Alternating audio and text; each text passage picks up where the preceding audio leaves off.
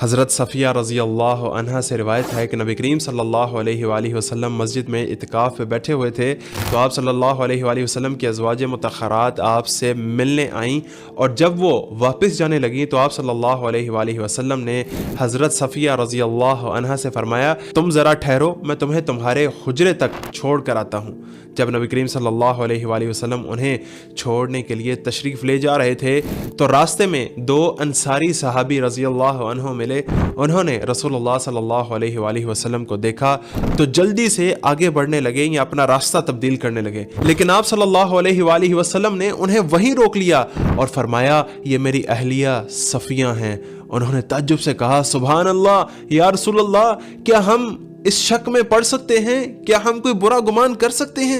تو آپ صلی اللہ علیہ وآلہ وسلم نے فرمایا، شیطان انسان کے جسم میں خون کی طرح دوڑتا ہے، مجھے یہ ڈر تھا کہ کہیں تمہارے دلوں میں بھی وہ کوئی برا خیال نہ ڈال دے۔